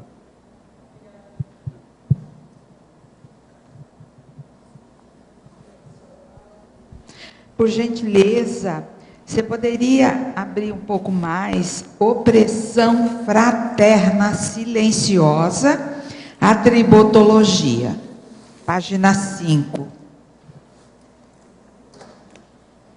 A ação de sobrepujar a autocompetência exige, em primeiro lugar, a conjugação do conjunto de atributos intraconscienciais, no mínimo, por exemplo, autodiscernimento, vontade, intenção e determinação, que vocês estavam falando aí agora. Até para falar na primeira pessoa sobre a dispersidade pessoal e a autoidentidade extra, é preciso ter coragem e autoverbação teática. O bom exemplo evolutivo próximo é uma espécie de opressão fraterna silenciosa e começa a funcionar a partir da família nuclear e alcança a culminância na família consciencial. O maior exemplo que eu tenho disso na minha vida é o transmentor. Ele faz pressão em cima de mim. As coisas que eu sei dele, aquilo que eu acompanho dele, é um senhor problema para mim. Sabe? Me faz pensar demais como é a situação. E o pior não é isso. O pior é que eu sei quem ele é, desde muito tempo, acompanho as coisas, vejo como é que é. Então, eu não tenho desculpa. Eu devia de ser, pelo menos, chegar perto dele, e eu não consigo. Então, isso é o que a gente está chamando a opressão fraterna silenciosa. Ele não fala nada, mas só a existência dele já... Aquilo é um dínamo, ó, está soltando energia assim, ó. Então, professor, a palavra opressão mas é que me chamou mesmo. a atenção. Mas é opressão, porque é uma pressão que vem de fora sobre você. Isso é opressão. Isso existe.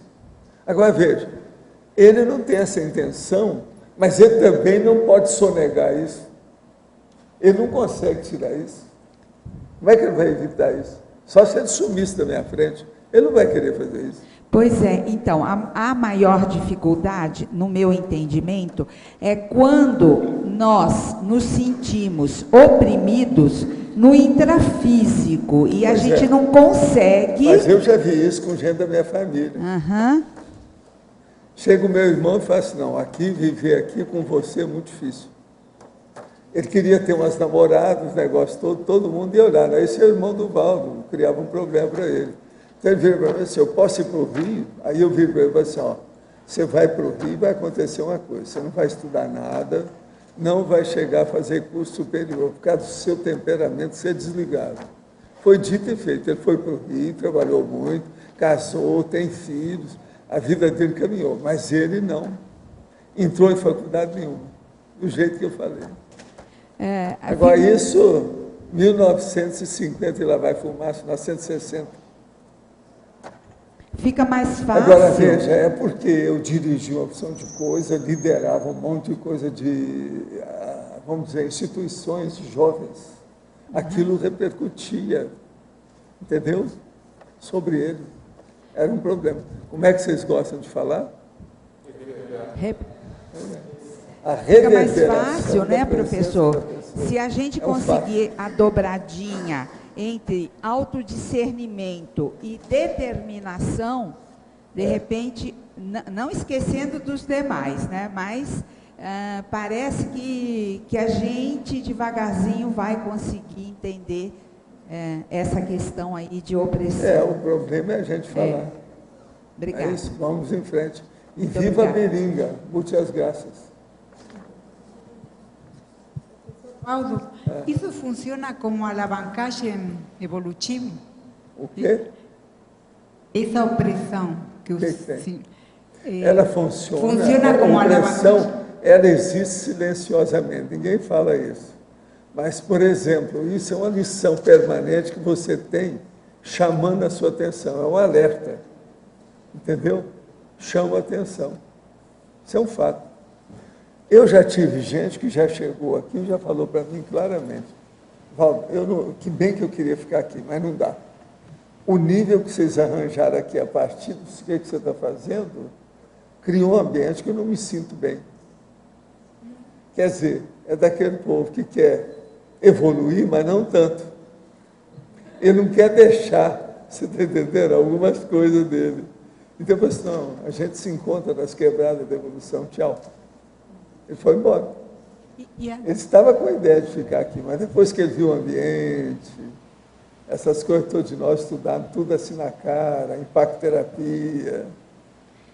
Agora, eu cá comigo, ele deve ter coisa escondida que nem eu sei, ele nunca falou para mim, está na cara. Muito pior do que isso tudo que eu estou pensando. Está na cara. E a serenona, então, o que produz? A serenona. O que tem? O que produz, então? Se o... O que ela produz? Se o evoluciono... Não, ela, por exemplo, a hora que eu tentei entrar no micro-universo consciencial dela com a coisa, eu recuei. Não, eu não estou preparado para isso. Porque lá havia esse processo da transafetividade num nível que eu nem entendo. Então, ela parecia sentir todas as dores do mundo sem sentir nada e querendo ajudar todo mundo. É isso que eu ia falar. Essa opressão aqui é que justifica, eu acho, o anonimato do serenão. Né? Porque senão ele estourava todo mundo. Não humilhar a gente. Ele estourava todo mundo, né? De tanta opressão aqui. Agora, tem um limite aí entre esse anonimato, porque, por exemplo, o transmetor, se ele se omitir, ele não está sendo tarístico, né? No caso. Tem esse limite aí, aonde é que você começa a dosar isso, né? É uma saída, né? Outra coisa, às vezes é importante, por exemplo, eu que estou com 80 anos, não devo falar com aquele rapaz. Então a gente arranja uma moça, mais ou menos da mesma idade, para falar, que é horizontalidade. Isso, para falar umas verdades, isso às vezes pega melhor. É por conta... Se eu for falar, eu esborracho o rapaz, então não é bom.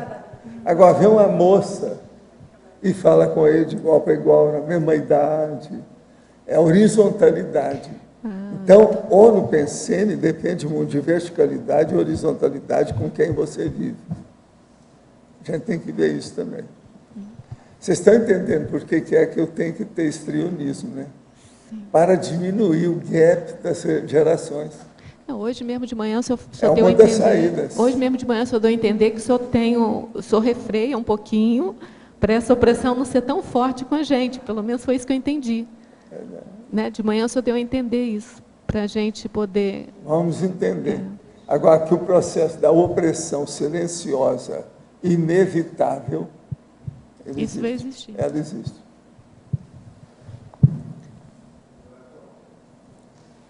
Juderley aqui no ar. Página 8, binomiologia. Você poderia falar na segunda linha, por gentileza? O binômio, atrevimento, discernimento, no contexto aqui do verbete. O atrevimento aí é justamente no sentido da conduta mais ativa ante a natureza. Então, diante da natureza, você tem uma postura mais passiva, só de observação, ou tem a curiosidade de partir para a investigação, a curiosidade de ir no ambiente, de sentir como é que é, testar as energias, por exemplo, observar as plantas, os animais, o que é que tem a composição.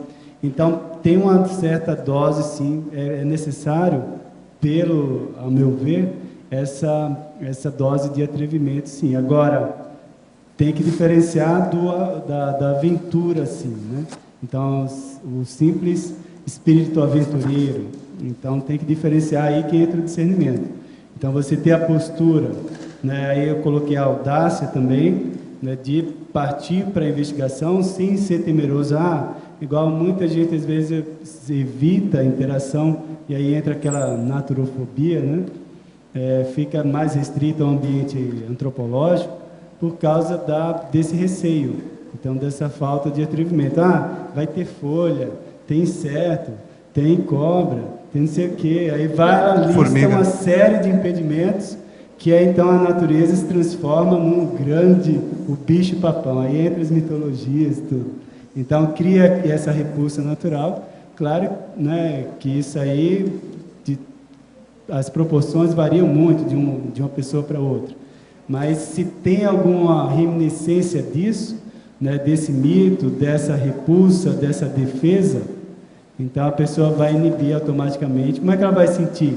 Se o contato mais direto ele já é inibido, imagina as energias. Como é que a pessoa vai ter inspiração ou sinalética, né, para perceber as energias da natureza, se o próprio contato inicial, que é a observação, ali, a interação, ela já é inibida. Então, aí você esfria tudo, né? Põe tudo de um modo mais reprimido. Acho que tá ok, obrigado. Claro.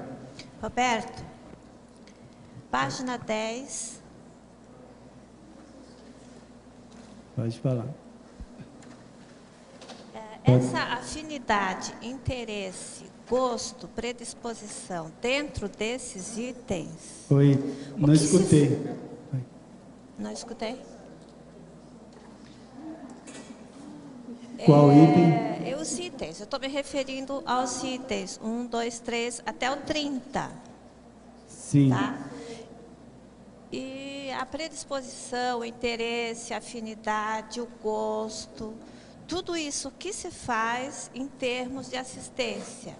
Mais precisamente no item 25, se tu puder explicar melhor. A ombrofilia. Em termos de assistência. O que se faz com tudo isso? Primeira coisa, esse conjunto aí das afinidades mostra o nível de abertismo da pessoa.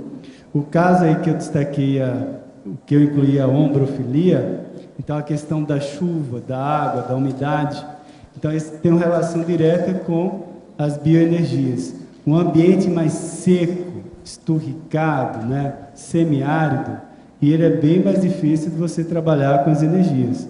Então, pelas experiências que a gente tem aqui, por exemplo, né, os lugares sombreados, os lugares mais aconchegantes, geralmente tem uma umidade, uma temperatura mais, né, o frescor melhor. Isso aí facilita a soltura de energia e, obviamente, ali, como resultado, sua interação energética e esses processos assistenciais que ocorrem aí. Pode perceber, por exemplo, quando a gente faz uma dinâmica em local fechado, não é como se o ambiente está muito seco, né, isso tem até, a gente chega a utilizar o umidificador. Então, não pode estar muito seco. Você vai trabalhar energia com ambiente muito seco, não tem como. A gente já sabe que tem uma relação direta da energia com a umidade e a ectoplasmia. Então, a gente tem que estar observando se a sutileza, né, do aspecto do ambiente. Então, não adianta forçar a barra. Você, no ambiente super seco, você vai lá trabalhar com energia, fazer trabalho com ectoplasmia. Isso aí não vai fluir da mesma forma que você tiver um ambiente com temperatura amena, com a umidade razoável. Então, ficar atento a isso. E, por exemplo, dar um exemplo prático de fora. Depois que chove, depois que passa uma temporada igual ontem choveu, hoje abriu o sol. Então, é o ambiente mais favorável para você trabalhar, por exemplo, com as energias da natureza. Porque, né, as plantas estão revigoradas, estão hidratadas. Então, a atividade das plantas é muito mais dinâmica. Vai ser muito mais fácil você perceber as energias. Ficou claro isso? Favorecendo o parapsiquismo, então, no caso? A relação direta com bioenergia e, a partir daí, o parapsiquismo. Essa é a relação. Ok, obrigada. Roberto, você acha que existe muito povos indígenas que têm naturofilia? Você acha que existe muito povos indígenas? Eles, na verdade, eles precisam, né? Se não tiverem naturofilia, os povos que não conseguiram sobreviver, provavelmente, dessas tribos primitivas, porque a naturofilia, né, furou. Porque, por exemplo, tem algumas hipóteses, né, igual lá em Páscoa, né? A ilha de Páscoa. Consumiram todos os recursos da ilha e aí sucumbiu. Então, houve falha na interação com as questões da natureza. Enquanto, por exemplo, lá na sua área, na sua terra, tem diferente o tipo de interação. Foi o outro aspecto. Muito pelo contrário, até a questão de os vários rituais que ocorrem, o tipo de relação, a reverência. Claro que a gente tem que ver, se colocar na posição deles, e ver como é que eles interpretam a natureza. Aí tem várias mitologias e tudo mais, mas, veja, está funcionando no nível deles, está funcionando, está fazendo com que aquela civilização, aquela tribo permaneça, então está sendo positivo, né? Então existe. Até qual nível você acha que a gente perdeu essa habilidade? Perde essa habilidade e agora nós estamos tentar reaprender. A gente, naturalmente, a gente perdeu um pouco disso. Por causa de quê? A própria ênfase na cultura, né? A cultura, ela cresceu muito em relação à biologia, a questão mais instintual humana. Isso é positivo, a gente não pode rechaçar falar que isso é negativo. Então, a evolução cultural, ela é super positiva. Então, a gente teve uma época humana que priorizou muito isso, a gente avançou na cultura, a tecnologia hoje é a maior prova disso, não só a tecnologia estrutural, mas, por exemplo, a medicina, em todas as áreas. Aí agora a gente está refletindo sobre, ou tentando fazer esse resgate com os outros seres. Então, isso começa a ampliar a questão do senso de fraternismo, isso que a gente está falando aqui. Expandir essa rede de relações, não só, né, também para os humanos, os sub-humanos, as plantas, então a natureza como um todo aí. Né? Roberto, esse seu verbete é que número? Acho que é o oitavo. Hein? Oitavo. Então a gente espera mais 800 aí pela frente. Tá bom? Os nossos comerciais, por favor. As pontuações da tertúlia de hoje foram 63 assinatura do livro de presença, 18 perguntas presenciais, 20 perguntas online. Hoje temos 5 recados. Marta Ramiro, Simpósio da Proexologia, Julieta Mendonça, Curso Conscienciológico de Redação Científica, Antônio Fontanelli, Fundamentos da Conscienciometria, Sandra Tornieri, Fundamentos da Conviviologia, Mercedes, Semana da Saúde Holossomática.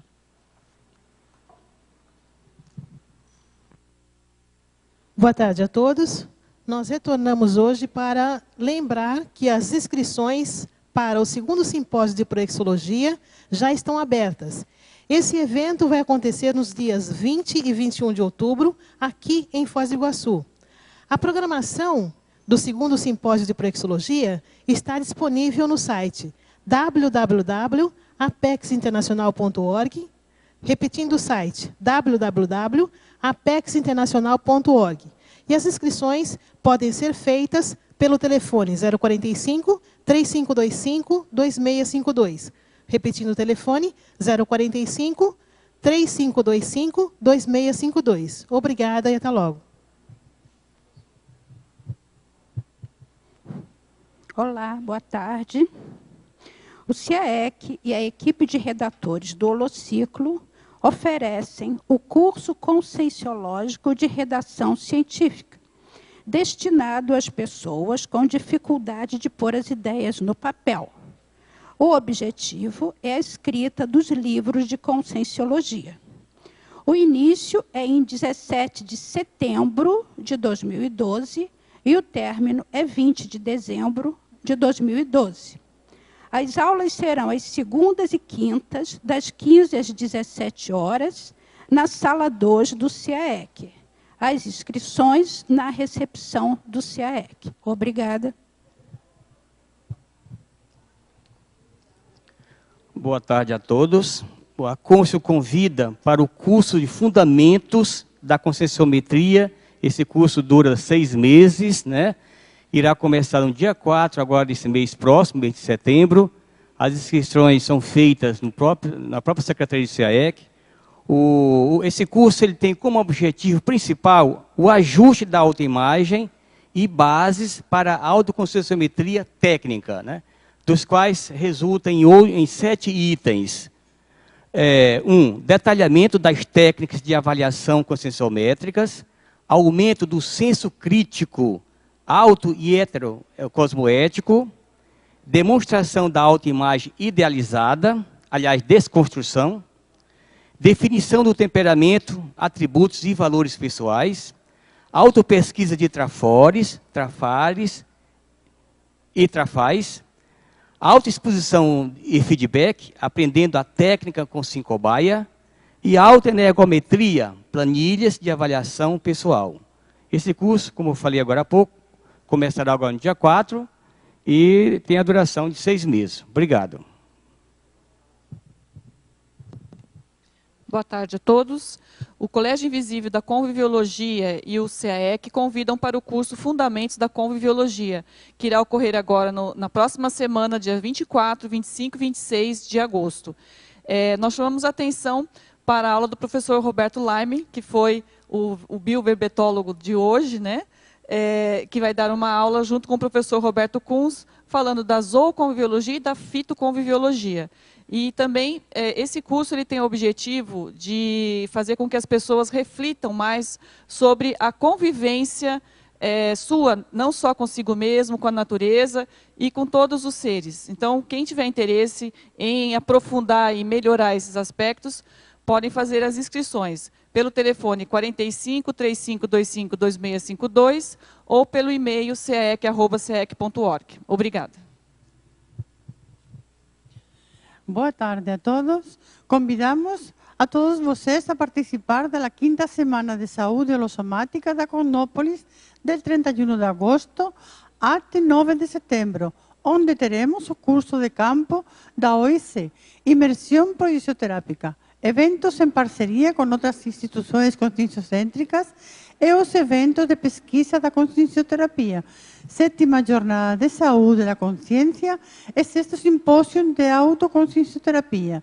Também será o lançamento da primeira revista científica de consciencioterapia e o primeiro encontro presencial do Colégio Invisível da Consciencioterapia. Para maior informação, chame ao telefone 45 30 25 1404. Esperamos todos vocês, não percam. O verbete para amanhã é Sábia, especialidade autoevoluciologia, de autoria da professora Ana Luísa Rezende. Obrigada e até amanhã.